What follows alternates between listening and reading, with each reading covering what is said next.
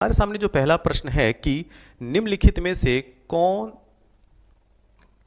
कौन से देश मध्य पूर्व का हिस्सा नहीं है। यहाँ पे पूछा जा रहा है कि मिडल ईस्ट कंट्री में कौन नहीं है। तो जॉर्डन और इजराइल जो है वो मिडल ईस्ट कंट्री में आते हैं। लेबनान और इजराइल ये भी मिडल ईस्ट कंट्री में आते हैं। सीरिया और लेबनान ये भी हैं। फ्रांस और जो पोलैंड है ये मिडल ईस्ट कंट्री में नहीं आते हैं। जो मध्य पूर्व के देश हैं उसमें फ्रांस और पोलैंड नहीं आते हैं। तो यहाँ पे जो हमारा सही उत्तर होगा वो होगा ऑप्शन नंबर डी। अब हम डिटेल में जानेंगे मैप के थ्रू कि मिडिल ईस्ट कंट्री में कौन कौन से देश आते हैं। तो चलिए देखते हैं मैप को। देखिए इस मैप को अच्छे से विजुलाइज करना है और इसमें जो हाईलाइट कलर में है वो सारे जो है वो मिडिल ईस्ट कंट्री हैं। इसमें हम लोग जो मध्य पूर्व के देश हैं या जो मिडिल ईस्ट जो देश हैं उन देशों के साथ उनकी जो राजधानी है उसको भी देखेंगे। तो चलिए स्टार्ट करते हैं यहाँ से, टर्की से। तो टर्की की कैपिटल अंकारा, ये याद रखिएगा। उसके बाद ये है सीरिया, सीरिया की कैपिटल डेमेकस। ये है लेबनान, लेबनान की कैपिटल बेरूट। ये है इजराइल, इजराइल की कैपिटल जेरूशलम। और इसी में ये जो आप पोर्शन देख रहे हो ये वाला पोर्शन, ये है फिलिस्तीन। और फिलिस्तीन को अभी तक जो है वो देश का नहीं प्राप्त है, तो इसको एक्सक्लूड करते हैं। इजिप्ट, इजिप्ट पे आते हैं। इजिप्ट की कैपिटल है कैरो। जॉर्डन की कैपिटल है अमान, AMMAN अमान। और यहाँ पे देखिए ये है सऊदी अरेबिया, सऊदी अरेबिया की कैपिटल है रियाद। क्या? सऊदी अरब की कैपिटल है रियाद। ये है यमन, यमन की कैपिटल है सना।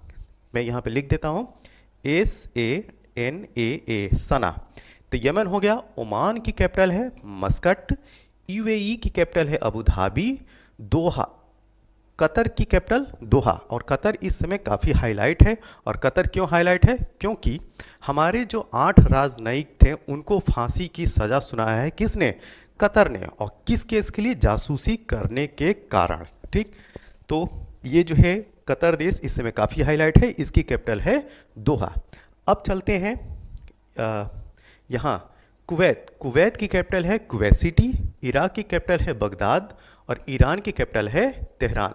तो जो देश हैं मिडिल ईस्ट में या ये कहा जाए मध्य पूर्व में, तो टर्की, सीरिया, ये Lebanon, Jordan, Israel, Egypt, Saudi Arabia, Yemen, Oman, UAE, और यहाँ पे कतर, और ये कुवैत, और यहाँ बहरीन को भी देखिएगा। ये है बहरीन जिसकी कैपिटल मनामा है, बहरीन की कैपिटल मनामा। और यहाँ पे मेडिटेरियन सी में साइप्रस को भी इंक्लूड कीजिए। और साइप्रस की कैपिटल है निकोसिया। क्या? साइप्रस की कैपिटल निकोसिया। तो ये जो थे मिडिल ईस्ट, जो मिडिल ईस्ट कंट्री हैं उनके नाम, और उनके साथ में हम लोगों ने राजधानियों को देखा। तो मिडिल ईस्ट इस समय काफ़ी हाईलाइट है, और ख़ास तौर से जो हमास और इजराइल का जो वार चल रहा है उसकी वजह से। तो मिडिल ईस्ट कंट्री से क्वेश्चन जो है बनना तय है। तो इसके मैप को आप बहुत अच्छे से ध्यान में रखिएगा। अगला प्रश्न यह है कि पाकिस्तान में ग्वादर बंदरगाह निम्नलिखित में से किस प्रांत में स्थित है। तो Gwadar port in Pakistan situated in which of the following provinces. तो आप देख सकते हैं यहाँ पे प्रोविंसेस के नाम दिए हैं। ठीक, बलूचिस्तान, खैबर पख्तून, पंजाब और सिंध। इनको आप जो है मैप में भी देख सकते हैं। ये है पंजाब, बलूचिस्तान, सिंध, और ये है NWFE, north west front province. ठीक, तो ये जो है ये इसके प्रोविंसेस हैं। अब आपको बताना है कि जो ग्वादर बंदरगाह है, जो ग्वादर पोर्ट है, इन प्रोविंसेस में किस प्रोविंस में है। तो यहाँ पे आप देख सकते हैं ये है ग्वादर। तो ग्वादर किस में दिखाई पड़ रहा है? बलूचिस्तान प्रोविंस में। तो पाकिस्तान के बलूचिस्तान प्रांत में ग्वादर पोर्ट है, इसको हमें ध्यान में रखना है। तो सही उत्तर क्या होगा? Option number A. अगला प्रश्न, हमारे सामने जो अगला प्रश्न है कि 1817 में डेविड हेयर द्वारा प्रसिद्ध हिंदू कॉलेज की स्थापना कहाँ पे की गई थी। तो यह जगह था कलकत्ता। तो कलकत्ता में 1817 में डेविड हेयर के द्वारा जो है हिंदू कॉलेज की स्थापना की गई थी। और इनका नाम जो है यंग मूवमेंट या ये कहा जाए यंग आंदोलन से भी जुड़ा हुआ है। अगला प्रश्न यह है कि निम्नलिखित में से किस सिद्धांत पर रॉकेट काम करता है। तो rocket works on which of the following principles. तो ये काम करता है संवेग संरक्षण, मोमेंटम कंजर्वेशन का जो प्रिंसिपल है, ये जो सिद्धांत है उसके ऊपर ये काम करता है। अब हम बात करेंगे कि जो मोमेंट कंजर्वेशन है वह न्यूटन के कौन से, जो न्यूटन का मोशन का जो नियम है उनमें से नियम को फॉलो करता है। तो पहले हम देखेंगे कि न्यूटन के गति के नियम क्या है। तो न्यूटन ने गति के 3 नियम दिए थे। एक है गति का प्रथम नियम जिसको जड़त्व का नियम भी बोलते हैं, गति का द्वितीय नियम जिसको संवेग का नियम बोलते हैं, और गति का तृतीय नियम जिसको क्रिया प्रतिक्रिया नियम या रिएक्शन और एंटी रिएक्शन जो है वो नियम बोला जाता है। ठीक, तो ये 3 नियम जो हैं वो न्यूटन के लॉ ऑफ मोशन से हैं। तो इसमें ये जो 2 नियम है, ठीक है, सेकंड एंड थर्ड, इस प्रिंसिपल का या ये कहते हैं इस लॉ का जो है वो यूज होता है रॉकेट में। तो संवेग का नियम और क्रिया प्रतिक्रिया का, एक्शन और रिएक्शन का नियम। अब यहाँ पे जो गति का प्रथम नियम है उसको जड़त्व का नियम कहते हैं। इसमें बात ये होती है कि कोई भी जो वस्तु है वह अपने स्थिर अवस्था में बनी रहती है जब तक कि उसके ऊपर कोई बाह्य बल या एक्सटर्नल फोर्स नहीं लगता है। ठीक, और इसके साथ में यह नियम यह भी बताता है कि कोई जो वस्तु है अपनी एक गति में जो है अगर एक समान गति से चल रही है तो समान गति में ही वो चलती रहेगी जब तक कि उस पर कोई बाह्य बल ना कार्य करे। तो ये जो है वो गति का हम नियम है। गति का जो द्वितीय नियम है उसमें संवेग का नियम है। इसमें जो है वो अगर कोई एक्सटर्नल फोर्स नहीं लगता है तो संवेग जो है संरक्षित रहता है। और क्रिया प्रतिक्रिया में यह बताता है कि जितना हम किसी पे क्रिया करते हैं उसका एक्शन मतलब कि उल्टा जो है रिएक्शन उतना ही अमाउंट का होता है। ठीक, जैसे बंदूक से जब गोली दागी जाती है तो जितने वर्क फोर्स से जो है वो गोली है उतने ही वर्क या फोर्स से जो है वो पीछे धक्का भी देती है। तो ये है एक्शन और रिएक्शन का नियम। अगला प्रश्न ये है कि निम्नलिखित घटनाओं पर विचार कीजिए तथा उनको काल क्रमानुसार व्यवस्थित कीजिए। ठीक है, तो अम्बेर की राजकुमारी से अकबर का विवाह ये कब होता है? ये होता है 1562 में। तुकारोई का युद्ध जो है वो होता है 1575 में। मालवा पर मुगल आक्रमण 1561। उड़ीसा पर कर रानी की विजय ये होता है 1567-68। ठीक है, अब ये जो है टाइम पीरियड हमने लिख लिया है। अब इसको जो है पहले कौन हुआ उसके बाद में कौन हुआ इसको हम अरेंज कर सकते हैं। तो यहाँ पे पहले क्या आएगा? 3, उसके बाद 1, उसके बाद आएगा 4 और लास्ट में आएगा 2। तो 3 1 4 2, 3 1 4 2। तो ऑप्शन नंबर डी इसका जो है वो सही उत्तर है। अब चलते हैं अगले प्रश्न की तरफ।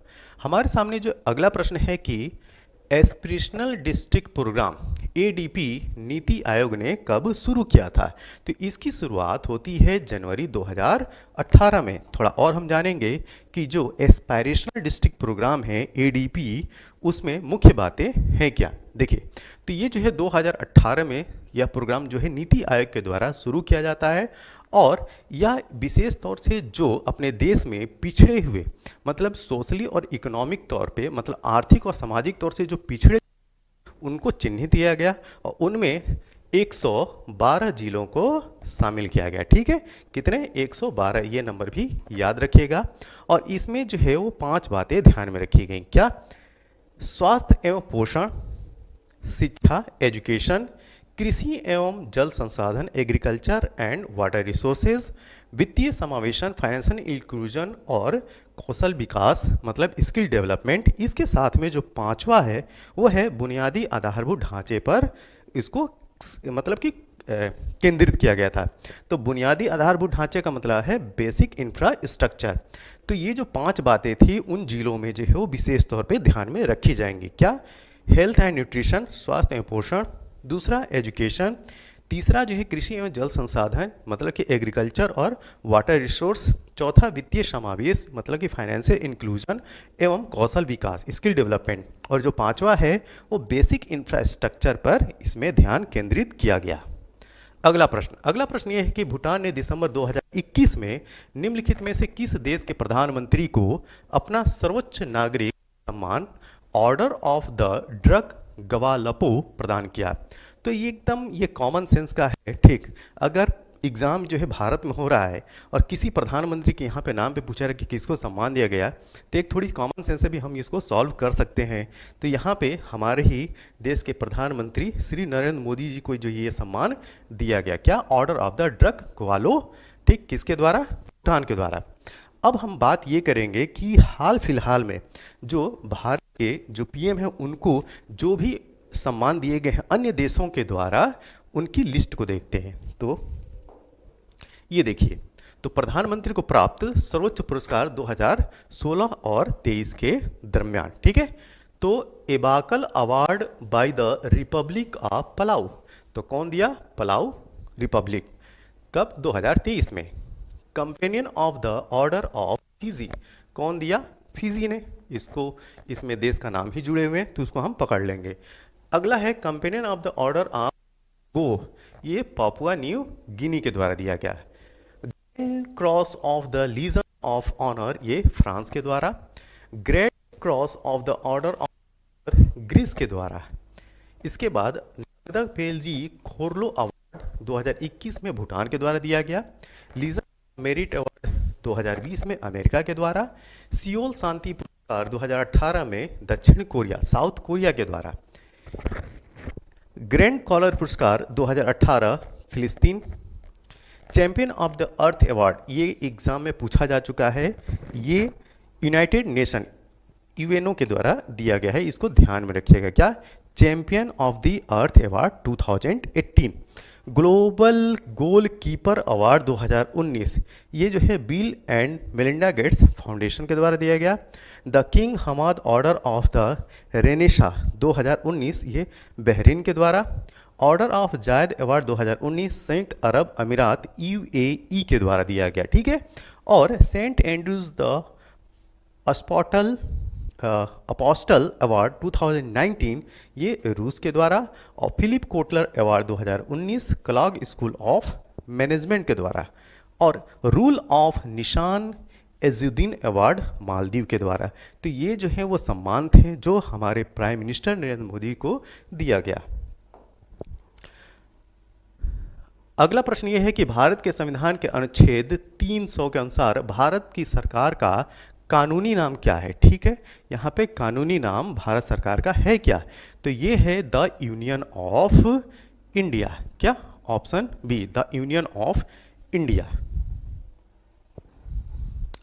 निम्नलिखित में से कौन सा अनुच्छेद भारत के राष्ट्रपति द्वारा वित्त आयोग की नियुक्ति से संबंधित है? तो यह संबंधित है आर्टिकल 280। तो 280 के तहत, अनुच्छेद 280 के तहत भारत में जो है फाइनेंस कमीशन की स्थापना की बात की जाती है। ठीक है, तो finance commission of India, finance commission of India का जो प्रोविजन है अनुच्छेद 280 में है। अब इसी प्रश्न के साथ हम लोग जानेंगे कि जितनी भी कॉन्स्टिट्यूशनल बॉडी हैं, जो संवैधानिक संस्थाएं हैं, वह किस अनुच्छेद के तहत आती हैं, उनको एक सरसरी निगाह से देखते हैं।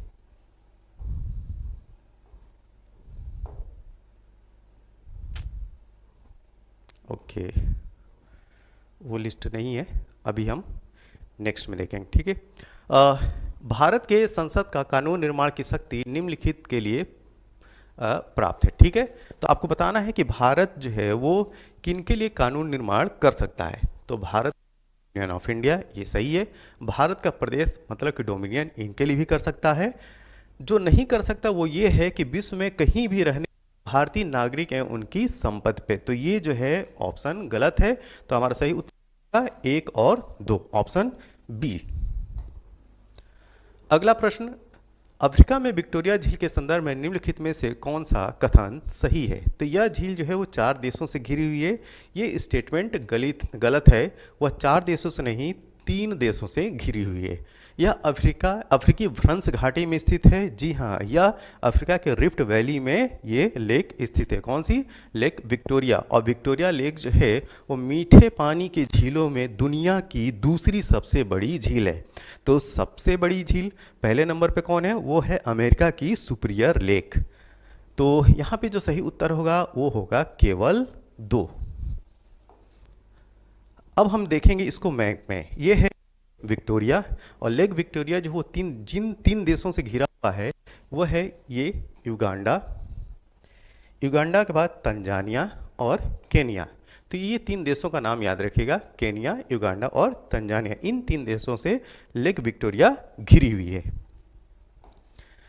अगला प्रश्न, अलास्का के संदर्भ में निम्नलिखित में से कौन सा कथन सही है? ठीक है, तो यह संयुक्त राज्य अमेरिका का तेल उत्पादक राज्य है। जी हाँ, it is a oil producing state of United state of America, ये सही है। और तेल उत्पादक राज्य के साथ में यह जो है यहाँ पे मछली पकड़ने का भी सेंटर है, तो ये भी याद रखिएगा। दूसरा पॉइंट क्या है? It was purchase from Russia in 1867। जी हाँ, 1867 में यह रूस से जो है वो खरीदा गया था। तो अमेरिका ने रूस से 1867 में अलास्का को खरीदा था। आज की डेट में अलास्का जो है वो अमेरिका का भाग है। अब 1867 में उसने 7.2 मिलियन डॉलर में खरीदा था। ठीक है, 7.2 मिलियन डॉलर में उसने खरीदा था। किसने? अमेरिका ने। किससे? रूस से। तो यहाँ पे जो सही उत्तर है वो है बोथ, ऑप्शन नंबर सी। केंद्रीय औषधि सुगंध है, सुगंध नहीं है, केंद्रीय औषधि एवं सुगंध पौधा संस्थान निम्नलिखित में से किस स्थान पर स्थित है? The central institute of medical and aromatic plants is situated which of the following places? तो ये है लखनऊ में, ऑप्शन ए। अब हम बात करेंगे कि उत्तर प्रदेश में स्थित जो इंपॉर्टेंट रिसर्च इंस्टीट्यूट हैं उनकी एक लिस्ट को सरसरी निगाह से देखते हैं। एक्चुअली यहाँ पे बोर्ड में देखने में आपको विजिबिलिटी में थोड़ी सी प्रॉब्लम होगी, लेकिन मैं बोलता जाऊँगा, आप लोग सुनते जाइएगा। और साथ ये पूरी जो PDF है, आप जो प्रयागराज इंस्टीट्यूट का टेलीग्राम चैनल है, उस टेलीग्राम चैनल से ये पूरे वीडियो की PDF आप ले सकते हैं, वहाँ से आराम से पढ़िएगा। तो पहले यहाँ पे जो हम लोग सरसरी निगाह से देख लेते हैं। तो पहला है ये गाजियाबाद में जो है 2 रिसर्च इंस्टीट्यूट हैं, national bio fertiliser development centre और टेक्सटाइल रिसर्च इंस्टीट्यूट, इनका नाम याद रखिएगा। सहारनपुर में सेंट्रल पल्प एवं पेपर रिसर्च इंस्टीट्यूट, ये अक्सर पूछा जाता है। लखनऊ बहुत इंपॉर्टेंट है, लखनऊ में है Uttar Pradesh agriculture research institute, central drug research institute, इसको CDRI बोलते हैं। Indian institute of sugarcane research Lucknow में है। इंडियन इंस्टीट्यूट ऑफ टॉक्सिकोलॉजी, ये भी लखनऊ में है। Birbal Sahni institute of palaeobotany research Lucknow में। National institute of botany research, जिसको NBRI बोलते हैं शॉर्ट फॉर्म में, वो भी लखनऊ में। National bureau of fish genetic resource, ये भी लखनऊ में। Central institute of medicinal and aromatic plants, जो आपसे प्रश्न पूछा गया था, यही इंस्टीट्यूट था। कौन सा? Central institute of medicinal and aromatic plants. Kanpur में जो इंस्टीट्यूट हैं, JK centre institute, central textile institute, Indian leather dyeing and shoe institute, Indian institute of pulses research, ये जो इंस्टीट्यूट है 4थे नंबर का, Indian institute of pulses research, अक्सर exam में पूछा जाता है, इसको ध्यान में रखिएगा। नेशनल शुगर रिसर्च इंस्टीट्यूट कहाँ पे है? कानपुर में। ग्रेटर नोएडा की बात करते हैं, VV Giri national labour institute, ये भी काफ़ी हाईलाइट रहता है एग्जाम में। National academy of statistical administration greater Noida में। National institute of entrepreneurship small business development greater Noida में। मथुरा की बात करते हैं, central institute of research on goods, ये कहाँ पे? मथुरा में, बुलंदशहर में। Central glass and ceramic research institute है। मेरठ की बात करते हैं, मेरठ में सेंट्रल पोटैटो रिसर्च इंस्टीट्यूट, इसका नाम याद रखिएगा। सेंट्रल पोटैटो रिसर्च इंस्टीट्यूट कहाँ मिलेगा आपको? मेरठ में। बरेली की बात करते हैं, बरेली में है central bird research institute Izzatnagar. दूसरा इंस्टीट्यूट है इंडियन वेटरनरी रिसर्च इंस्टीट्यूट, ये भी इज्जतनगर, जो कि बरेली में है, ये ध्यान रखना है। झांसी में जो है Indian grassland and fodder research institute, ये भी एग्जाम में बहुत पूछा जाता है, तो इसको जो है इंपॉर्टेंट में रखिए। क्या? Indian grassland and fodder research institute, Jhansi में। महोबा की बात करते हैं, महोबा में है पान experiment and training centre. Prayagraj मतलब इलाहाबाद की बात करते हैं, जो पहले पुराना नाम हुआ करता था इलाहाबाद, तो प्रयागराज में है central inland fisheries research institute, Harishchandra research institute, ये है प्रयागराज में। वाराणसी की बात करते हैं, Indian Indian handloom technical institute, Indian institute of handloom technology, Indian institute of vegetable research, ये भी वाराणसी में है, और इंडियन इंस्टीट्यूट ऑफ कॉर्पोरेट, नहीं केवल यही तक याद रखिए, 3 इंस्टीट्यूट हैं, 1 2 3, Indian institute of vegetable research. संत रविदास नगर की बात करते हैं, संत रविदास नगर में है Indian institute of corporate technology. Raebareli में है national institute of fashion technology. तो ये जो है उत्तर प्रदेश में अवस्थित जो रिसर्च इंस्टीट्यूट हैं उनकी ये लिस्ट थी। अब हम बात करते हैं अगले प्रश्न की तरफ। हमारे सामने जो अगला प्रश्न है कि इंडोनेशिया के संदर्भ में निम्नलिखित में से कौन सा कथन सही है। ठीक, it comprises of over 15,000 islands. यहाँ पे 15,000 से अधिक द्वीपीय शामिल हैं। जी हाँ, यहाँ सही है। इसमें 150 से अधिक सक्रिय ज्वालामुखी हैं। ठीक, तो 125 से अधिक सक्रिय ज्वालामुखी नहीं है, इससे यहाँ की संख्या जो है वो कम है। तो यहाँ पे जो सही उत्तर होगा केवल ऑप्शन 1 होगा। अगला प्रश्न, हल्दी भूमिगत तनों का उदाहरण है जिसे कहते हैं। तो ये एग्जाम्पल है राइजोम का। अगला प्रश्न, कोलेस्ट्रॉल निम्नलिखित में से क्या है। तो कोलेस्ट्रॉल जो है वो स्टेरॉयड है। तो स्टेरॉयड जितने भी होते हैं वो कोलेस्ट्रॉल होते हैं, ये कहे जाए कोलेस्ट्रॉल के डेरिवेटिव होते हैं। तो अपने शरीर में कुछ जो हार्मोन है वो स्टेरॉयड हार्मोन है, तो उनका हम नाम देख लेते हैं। जैसे ग्लूकोकॉर्टिकोस्टेरॉयड, ठीक, मिनरलोकॉर्टिकोस्टेरॉयड, ये सारे जो हैं स्टेरॉयड हार्मोन है। तो आपसे एग्जाम में जो है कभी कभी स्टेरॉयड हार्मोन भी पूछे जा सकते हैं। इसके अलावा जो हार्मोन होते हैं वो प्रोटीनेशियस होते हैं या अमीनो एसिड्स के बने होते हैं। तो स्टेरॉयड्स हार्मोन्स अगर आपसे पूछा जाए तो ग्लूकोकॉर्टिकोस्टेरॉइड्स, मिनरलोकॉर्टिकोस्टेरॉइड्स, और जितने सेक्स हार्मोन हैं वो सारे स्टेरॉयड्स हार्मोन हैं। जैसे एंड्रोजेंस, एंड्रोजेंस में टेस्टोस्टेरोन आता है, एस्ट्रोजेंस में क्या एस्ट्रेडियोल और एस्ट्रोन, और प्रोजेस्टोजेंस में आता है प्रोजेस्ट्रॉन। तो ये एग्जाम्पल हैं स्टेरॉयड हार्मोन को, इनको भी याद रखना है। अगला प्रश्न, भारत में राष्ट्रीय उद्यानों एवं वन्य जीव अभ्यारण्यों के संदर्भ में निम्नलिखित कथनों में से कौन से सही है। ठीक है, तो राष्ट्रीय उद्यानों की सबसे अधिक संख्या मध्य प्रदेश में है। जी हाँ, जो wild life institute of India है, WII, ठीक है, ये देहरादून बेस्ड इंस्टीट्यूट है, वाइल्ड लाइफ इंडियन इंस्टीट्यूट। इसकी रिपोर्ट के अनुसार जो है 106 नेशनल पार्क में जो 11 नेशनल पार्क जो हैं वो मध्य प्रदेश में, ठीक है, उसकी वेबसाइट पे जो देखने को मिल रहा है वो 11 नेशनल पार्क। तो सबसे ज़्यादा जिस राज्य में नेशनल पार्क है वो है मध्य प्रदेश। तो पहला स्टेटमेंट सही है। Highest number of wild life sanctuaries are in the Andaman and Nicobar island, ये स्टेटमेंट भी सही है। तो यहाँ पे जो सही उत्तर होगा वो होगा ऑप्शन सी। तो यह था हमारा चौथा UPPSC RO ARO यह प्रैक्टिस सेट। आपको कैसा लगा? जैसा भी लगा हो अपने कमेंट जो हैं वो जरूर जो है वो कमेंट बॉक्स में किया करें। यह वीडियो अच्छा लगा हो तो कमेंट करें। के लिए थैंक यू, धन्यवाद। कि निम्नलिखित अनुसूची में 3 विधा सूचियों का प्रावधान है। ठीक है, तो यहाँ पे जो बात की जा रही है, आपसे ये पूछा जा रहा है कि जो 3 बातें हैं, मतलब कि यूनियन लिस्ट, कंकरेंट लिस्ट और स्टेट लिस्ट, ये जो 3 लिस्ट है उनका प्रावधान जो है किस अनुसूची में की जाती है, तो वह अनुसूची नंबर जो है वो 7वीं है। अब हम बात करेंगे कि भारत के संविधान में जितनी अनुसूचियां हैं उन अनुसूचियों में क्या क्या बातें कही गई हैं। यहाँ पे एक पॉइंट में और आपको ध्यान दिलाना चाहूँगा कि 26 नवंबर 1950 को जो संविधान बनकर तैयार हुआ था उसमें कुल अनुसूचियों की संख्या थी 8, लेकिन समय के साथ जो है वो 4 अनुसूचियां और जोड़ा गया और आज की डेट में भारत के संविधान में टोटल जो है वो 12 या ये कहें 12 अनुसूचियां हैं। ठीक है, तो 12 शेड्यूल हैं और हर एक शेड्यूल में क्या बातें कही गई उसको देखते हैं। अगर हम प्रथम अनुसूची की बात करें, मतलब कि फर्स्ट शेड्यूल की बात करें, तो इसमें राज्यों और संघ राज्य क्षेत्रों का डिस्क्रिप्शन है, वर्णन है। दूसरी अनुसूची में राष्ट्रपति, राज्य के राज्यपाल, लोकसभा के अध्यक्ष, उपाध्यक्ष, राज्यसभा के सभापति तथा उपसभापति, विधानसभा के अध्यक्ष तथा उपाध्यक्ष, विधान परिषद के सभापति तथा उपसभापति, उच्चतम तथा उच्च न्यायालयों के, मतलब कि सुप्रीम कोर्ट और हाई कोर्ट न्यायालयों के जो है न्यायाधीशों और भारत के नियंत्रक महालेखा परीक्षा के संबंध में उपबंध हैं। ठीक है, तो भारत के नियंत्रक महालेखा परीक्षा का मतलब कि यहाँ पे बात की जा रही है CAG की, कंप्ट्रोलर एंड ऑडिटर जनरल की।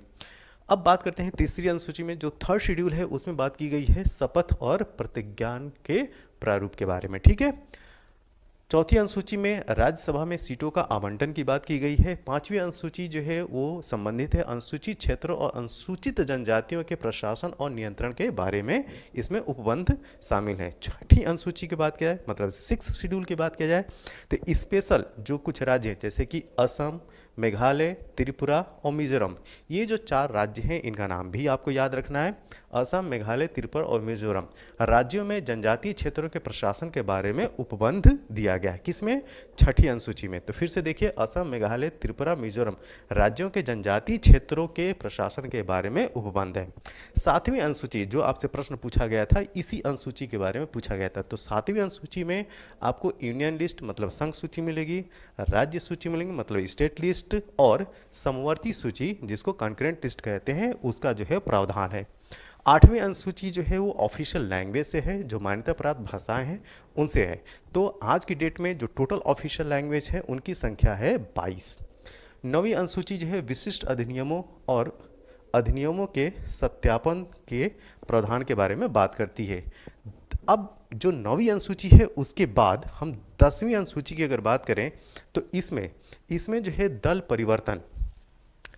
परिवर्तन के आधार पर निहरता के बारे में उपबंध है। मतलब कि जो एंटी डिफेक्शन का जो प्रोविजन लाया गया था, दल परिवर्तन जो विधेयक था, ठीक है, उसको जो है समावेशित किया गया था 10वीं अनुसूची में। तो दल परिवर्तन के आधार पर निर्हरता मतलब अयोग्यता के बारे में जो उपबंध है वो 10th शेड्यूल में आपको मिलेगा। 11वीं अनुसूची की अगर बात किया जाए, ठीक, 11th शेड्यूल की, तो ये जो है पंचायत के अधिकार और प्राधिकार और दायित्व के बारे में बताता है। 12वीं अनुसूची जो है नगर पालिकाओं के अधिकार और प्राधिकार और दायित्व के बारे में बताता है। ठीक है, तो 11वां और 12वां ये बहुत इंपॉर्टेंट है, ये अक्सर एग्जाम में पूछा जाता है। तो 11th और 12th जो शेड्यूल है वो रिलेटेड है लोकल सेल्फ गवर्नमेंट से। अगर 11th की बात करेंगे तो वो रूरल जो एरिया है उनमें सेल्फ गवर्नेंस की बात की जाएगी, और 12वीं जो अनुसूची है वो अर्बन एरिया में लोकल सेल्फ गवर्नमेंट की बात करता है। ठीक है, अब चलते हैं अगले प्रश्न की तरफ। हमारे सामने जो अगला प्रश्न है कि सुगमता सूचकांक, ये बहुत इंपॉर्टेंट क्वेश्चन था। सुगमता सूचकांक के संदर्भ में निम्नलिखित कथनों में कौन सा या कौन से कथन जो है वो सही है? ठीक, तो पहला स्टेटमेंट ये है कि यह सार्वजनिक क्षेत्र के बैंकों के प्रदर्शन को आंकलित करने का एक तरीका है। जी हाँ, ये स्टेटमेंट बिल्कुल सही है। जो पब्लिक सेक्टर बैंक है PSB, पब्लिक सेक्टर बैंकों की जो है कार्य प्रणाली है उस पर निगरानी के लिए, या वो जो है अच्छे से काम कर सकें, उनको इवेल्युएट करने के लिए जो है, या उनके प्रदर्शन को आंकलित करने के लिए ये लाया गया सुगमता सूचकांक। ठीक है, दूसरा, it measures the ease of doing business for MSME। ठीक है, तो यह भारत में MSME हेतु व्यापार सुगमता को भी आंकलित करता है। जी हाँ, ये भी स्टेटमेंट सही है। तो PSB के जो कार्य जो परफॉर्मेंस है उसको भी आंकलित करता है, मतलब पब्लिक सेक्टर बैंक, और जो MSME है, MSME मतलब micro small and medium enterprises, उनके भी काम को ये क्या करता है? आंकलित करता है। तो इस प्रकार हमारा जो सही उत्तर होगा वो होगा ऑप्शन C। अब चलते हैं अगले प्रश्न की तरफ। हमारे सामने जो अगला प्रश्न है वो बहुत ही आसान सा प्रश्न है। कौन सा विटामिन जल में घुलनशील है? देखिए, विटामिनों का जो क्लासिफिकेशन है वो 2 तरीके से कर दिया जाता है। एक जल में घुलनशील विटामिन और दूसरे वसा में घुलनशील विटामिन। तो केवल जो 2 विटामिन हैं, B या ये कहें B कॉम्प्लेक्स और C, ये जो है वो जल में घुलनशील विटामिन होते हैं, और इसके अलावा जो A, D, E, K हैं वो वसा में घुलनशील विटामिन हैं। तो यहाँ पे दिए गए ऑप्शंस में आपसे पूछा रहा है कि जल में घुलनशील विटामिन, तो जल में घुलनशील विटामिन दिए गए ऑप्शन में क्या होगा? Option number B। यहाँ पे आप देख सकते हैं types of water soluble vitamin, तो water soluble vitamin vitamin B और विटामिन C, और फैट सॉल्युबल विटामिन में vitamin A, vitamin D, vitamin E और विटामिन K। अगला प्रश्न, हमारे सामने जो अगला प्रश्न है कि निम्नलिखित घटनाओं पर विचार कीजिए और उनको काल क्रमानुसार, ठीक है, समय के अनुसार जो है उनको व्यवस्थित करना है। इसका मतलब कि कौन जो है पहले आया, फिर उसके बाद में कौन आया, फिर उसके बाद में कौन आया, ठीक है।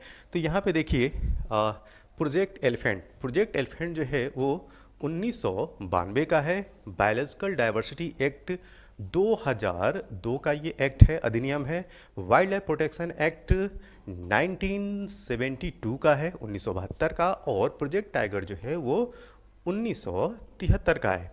तो पहले नंबर पे क्या हो जाएगा, 3 के बाद 4 आएगा, उसके बाद 2 आएगा और लास्ट में 1। तो 3 4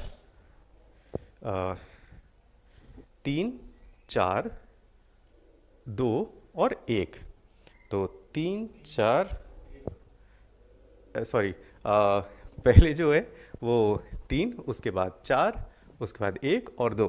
3 4 1 2। तो ऑप्शन ए जो है इसका सही उत्तर है, ठीक। तो पहले क्या आएगा, वाइल्ड लाइफ प्रोटेक्शन एक्ट 1972 3, उसके बाद आएगा प्रोजेक्ट टाइगर 4, उसके बाद प्रोजेक्ट एलिफेंट जो कि 1992 का है 1, और दूसरा जो है वो बायोलॉजिकल डाइवर्सिटी एक्ट 2002। तो 3 4 1 2, ऑप्शन नंबर ए इसका सही उत्तर है। अब चलते हैं अगले प्रश्न की तरफ। डॉप्सन इकाई से निम्नलिखित में से क्या मापा जाता है। डॉप्सन इकाई से जो है ओजोन की सांद्रता को मापते हैं। जो ओजोन का कॉन्सेंट्रेशन है उसको मापा जाता है डॉप्सन यूनिट में। अब अगर आपसे मैं पूछूं कि जो ओजोन लेयर है, जो ओजोन परत है, वो एटमॉस्फेयर के जो वायुमंडल की जो सतह होती हैं उनमें किस सतह में मिलता है। तो जैसा कि हम जानते हैं कि 5 जो है वो लेयर की बात करते हैं। सबसे नीचे जो है वो ट्रोपोस्फीयर, उसके बाद स्ट्रेटोस्फीयर, उसके बाद मेसोस्फीयर, और उसके ऊपर आयनोस्फीयर, और सबसे बाद में जो है वो एक्सोस्फीयर आता है। तो ओजोन परत जो है वो स्ट्रेटोस्फीयर में, या ये कहा जाए समताप मंडल में, ठीक है। तो समताप मंडल या स्ट्रेटोस्फीयर में जो है वो ओजोन लेयर पाई जाती है। अब चलते हैं अगले प्रश्न की तरफ। हमारे सामने जो अगला प्रश्न है कि निम्नलिखित में से कौन 1929 में अखिल भारतीय ट्रेड यूनियन कांग्रेस के अध्यक्ष थे। तो 1929 में जवाहरलाल नेहरू जो है अखिल भारतीय ट्रेड यूनियन कांग्रेस के अध्यक्ष थे। यहाँ पे जो सही उत्तर है ऑप्शन सी। देखिए, अखिल भारतीय ट्रेड यूनियन जिसको AITUC कहते हैं, भारत में सबसे पुराना ट्रेड यूनियन संघ है और इसकी स्थापना 31 अक्टूबर 1900, ध्यान दीजिएगा, 31 अक्टूबर 1920 को हुई थी। और इसके प्रथम अध्यक्ष, ये जो है अक्सर पूछा जाता है, जो अखिल भारतीय ट्रेड यूनियन कांग्रेस है, इसके प्रथम अध्यक्ष जो है वो लाला लाजपत राय थे। और इसकी स्थापना जो है वो बम्बई में की गई थी। जो आज का मुंबई है वहाँ पे इसकी स्थापना की गई थी, ठीक है। तो कहाँ पे, बम्बई में। कब, 31 अक्टूबर 1920 को। और ये भारत का सबसे पुराना ट्रेड यूनियन है। अगला प्रश्न यह है कि बाल्कास झील निम्नलिखित देश में से किस में स्थित है। तो बाल्कास झील जो है वो है कजाकिस्तान में, ठीक, ऑप्शन ए। अब हम इसको देखेंगे मैप में। ये है कजाकिस्तान, और कजाकिस्तान में जो बाल्कास लेक है वो इसकी पोजीशन ये आप देख सकते हैं, ये है बाल्कास लेक। अब यहीं पे आप देख सकते हैं इसके साथ में अरल सी है। अरल सी मतलब अरल सागर जो है वो उज्बेकिस्तान और कजाकिस्तान उन दोनों के बीच में है। तो अगर अरल सी की पोजीशन आपसे पूछा जाए तो वो जो है कजाकिस्तान और उज्बेकिस्तान को शेयर करते हुए उसकी बाउंड्री को शेयर कर रहा है, ठीक है। तो ये है अरल सी। अब यहाँ पे आप कैस्पियन सी देख रहे हैं। कैस्पियन सी को थोड़ा सा हम लोग अलग से डिटेल में देखते हैं। ये है कैस्पियन सी। अब हम देखेंगे कि कैस्पियन सी को घेरे हुए देश कौन कौन से हैं। अक्सर पूछा जाता है कि कैस्पियन सी को घेरे हुए जो देश हैं उनका नाम बताइए। तो रूस, अजरबैजान, ईरान, इधर तुर्कमेनिस्तान और कजाकिस्तान। तो ये जो देश हैं, ठीक, कौन, रूस, अजरबैजान, ईरान, तुर्कमेनिस्तान और कजाकिस्तान, ये जो 5 देश हैं वो कैस्पियन सी को घेरे हुए हैं। इनका भी नाम आपको याद रखना है। अगला प्रश्न, अगला प्रश्न में जो है लिस्ट 1 दी गई है और लिस्ट 2 दिया हुआ है, ठीक है। तो लिस्ट ए में विटामिन, इसको जो है इसके साथ मैच करना है। तो विटामिन का मैच किसके साथ होगा? कैरोटीन के साथ। तो विटामिन, कैरोटीन। एंजाइम, एंजाइम क्या है? पेप्सिन, पेप्सिन जो है एंजाइम हो गया।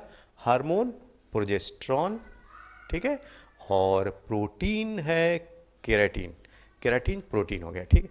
तो अब ए के साथ मैच किया 2, बी के साथ 1, हार्मोन 4, प्रोटीन 3, तो 2 1 4 3 किस में है?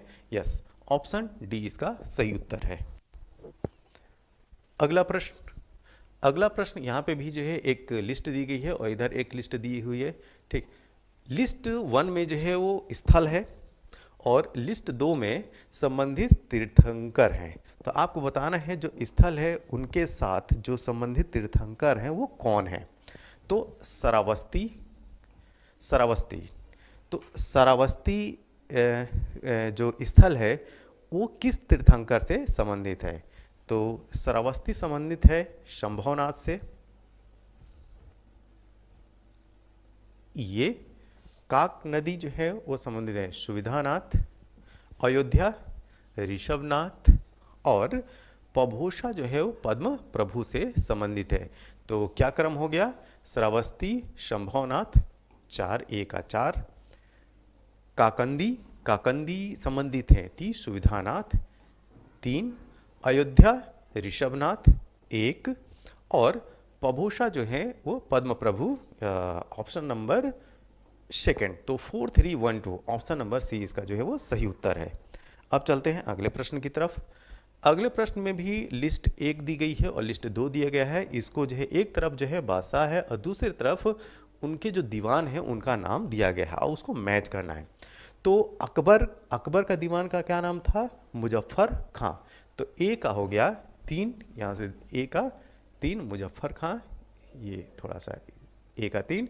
जहांगीर की अगर बात किया जाए, ठीक, तो जहांगीर गियास बेग एतमदुल्ला, ये हो गया। औरंगजेब, ठीक, तो औरंगजेब सॉरी शाहजहां, शाहजहां का जो है वो शादुल्ला, और औरंगजेब का असद खां। तो ये कॉम्बिनेशन क्या हो गया? अकबर का 3, ए का 3, बी का 1, शाहजहां सी का 4 और डी का 2, तो 3 1 4 2 इसका सही उत्तर है ऑप्शन नंबर डी। अगला प्रश्न यह है कि united nation general assembly has declared the year 2023 as the international year of. आपको बताना है कि संयुक्त राष्ट्र की महासभा ने वर्ष 2023 को किसके अंतर्राष्ट्रीय वर्ष के रूप में घोषित किया है? तो इसको घोषित किया गया है मोटे अनाज वाली फसलों के वर्ष के रूप में।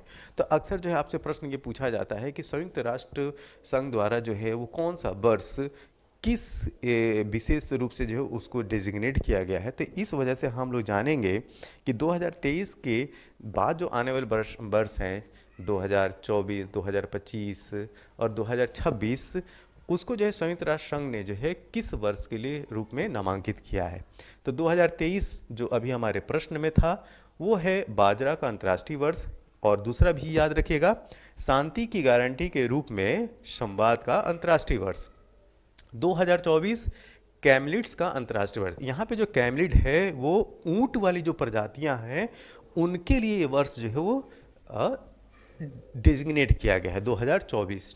तो 2024 वाला जो वर्ष है संयुक्त राष्ट्र संघ के द्वारा ऊंटों को समर्पित है। 2025 ग्लेशियरों के संरक्षण का अंतर्राष्ट्रीय वर्ष है। 2026 रेजलैंड्स और चरवाहों का अंतर्राष्ट्रीय वर्ष है, ठीक है। तो इंटरनेशनल ईयर्स जो है 2026 रोजलैंड्स और चरवाहों का अंतर्राष्ट्रीय वर्ष है, ये आपको ध्यान में रखना है। अगला प्रश्न है कि निम्नलिखित में से कौन सा वृक्ष भूमध्य सागरीय, ठीक है, भूमध्य सागरीय वनों में नहीं पाया जाता है। यहाँ पे पूछा जा रहा है कि नहीं पाया जाता है, तो ये है सागौन, सागौन या सागवान, टीक। इसके अलावा ओक, चेस्टनट, जैतून, ये मेडिटेरियन क्लाइमेट के प्लांट हैं। जो टीक है वो ट्रॉपिकल सब ट्रॉपिकल बेल्ट में ये पाया जाना प्लांट है। जहाँ पे गर्मी और ह्यूमिडिटी जो है अच्छी मात्रा में होनी चाहिए। तो ओक, चेस्टनट, जैतून जो है मेडिटेरियन क्लाइमेट वाले प्लांट हैं, ये याद रखिएगा। अगला प्रश्न, निम्नलिखित में से कौन सा मैंग्रोव क्षेत्र गोदावरी नदी के डेल्टा पर अवस्थित है? तो गोदावरी नदी के डेल्टा में जो पाए जाने वाला मैंग्रोव की प्रजाति है वो है कोरिंगा। क्या? कोरिंगा। नेक्स्ट, अगला प्रश्न है कि निम्नलिखित में से कौन सा रामसर आर्द्रभूमि स्थल भारत के किसी राज्य में स्थित है? यहाँ पे किसी राज्य का नाम पूछा जा रहा है और यहाँ पे ये हो सकता है कि ये जो 4 ऑप्शन हैं उनमें जो आर्द्रभूमि है वो केंद्र शासित प्रदेश में भी हो सकती है और राज्य में हो सकती है। तो यहाँ पे आपसे प्रश्न पूछा जा रहा है कि इन 4 आर्द्रभूमियों में जो वेटलैंड्स हैं उनका नाम बताइए जो किसी स्टेट में है। तो दिए गए ऑप्शन में आपका जो सही उत्तर है वो है Point Calimere wild life and bird sanctuary. तो ये जो है ये तमिलनाडु राज्य में है। इसके अलावा अगर होकेरा वेटलैंड की बात किया जाए तो ये जो है जम्मू कश्मीर में है। शो मोरिरी ये लद्दाख में है। वुलर झील ये जम्मू एंड कश्मीर में है। तो इस तरीके से याद रखिएगा, Point Calimere wild life and bird sanctuary जो है वो है तमिलनाडु में। तो तमिलनाडु तो स्टेट है। इसके अलावा होकेरा JNK, शो मोरिरी लद्दाख, वुलर झील जम्मू एंड कश्मीर। नेक्स्ट, अगला प्रश्न यह है कि यदि किसी समय राष्ट्रपति एवं उपराष्ट्रपति दोनों का पद रिक्त हो जाए तब राष्ट्रपति का कार्य कौन करेगा? तो उस समय राष्ट्रपति का कार्य करेंगे भारत के प्रधान न्यायाधीश। कौन? Chief justice of India. अच्छा, अगर चीफ जस्टिस ऑफ इंडिया भी ना रहे तो कौन करेगा?